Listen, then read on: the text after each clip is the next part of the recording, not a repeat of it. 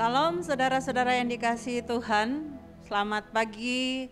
Mari kita semua siapkan hati untuk merenungkan firman Tuhan pada pagi hari ini. Mari kita berdoa. Bapa, kami mengucap syukur di hadapan-Mu. Oleh anugerah-Mu kami boleh bangun dalam keadaan sehat, dan kami akan merenungkan firman-Mu. Berbicara bagi kami karena kami siap mendengarkannya. Di dalam nama Tuhan Yesus kami berdoa. Amin. Kita masih dalam tema 7 makna perkataan Yesus di kayu salib. Dan hari ini merupakan perkataan Tuhan Yesus di kayu salib. Ya Bapa, ke dalam tangan-Mu kuserahkan nyawaku. Terambil dari Lukas pasal 23 ayat yang ke-46.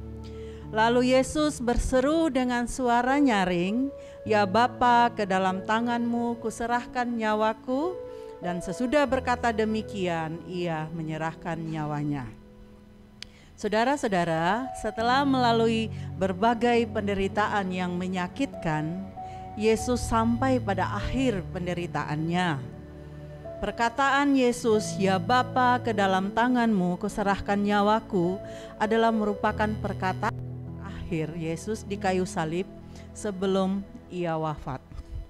Perkataan ini merupakan kutipan dari ayat perjanjian lama Mazmur Daud, yakni Mazmur 31 ayatnya yang ke-6. "Ke dalam tangan-Mu lah kuserahkan nyawaku, Engkau membebaskan aku, ya Tuhan Allah yang setia."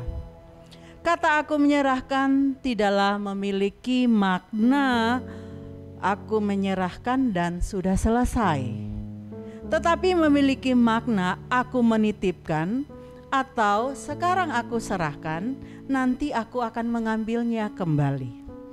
Jadi aku menyerahkan nyawaku berarti aku menitipkan nyawaku kepada Bapa.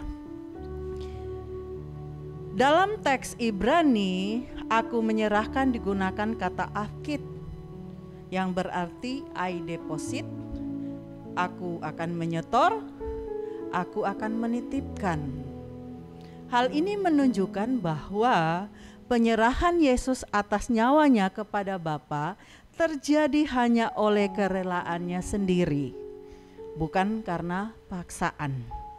Karena Yesus berkuasa mengambil nyawanya kembali.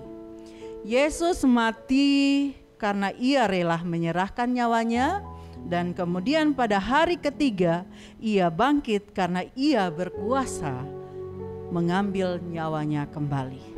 Jadi mati di atas kayu salib merupakan jalan satu-satunya untuk penebusan dosa, dan hanya Yesus yang mampu dan rela melakukannya.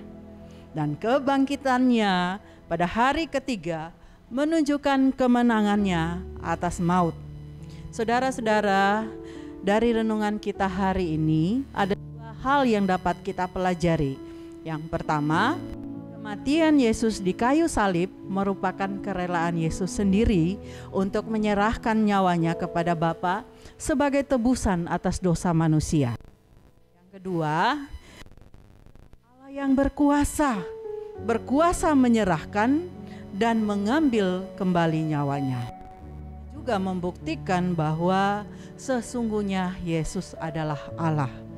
Kematian yang hina dan menyakitkan dijalani Yesus dengan kerelaan agar manusia berdosa. Paulus mengatakan, Dia yang tidak mengenal dosa telah dibuatnya menjadi dosa karena kita, supaya dalam Dia kita dibenarkan oleh Allah. 2 Korintus pasal 5 ayatnya yang ke-21. Saudara-saudara, menyadari akan hal ini, sudahkah kita mensyukuri anugerah yang besar ini? Apa yang telah kita lakukan di dalam hidup kita yang sekarang ini, hidup yang telah ditebus olehnya? Biarlah kita tetap bersyukur dan hidup di jalan yang Ia tunjukkan bagi kita. Amin. Kita berdoa.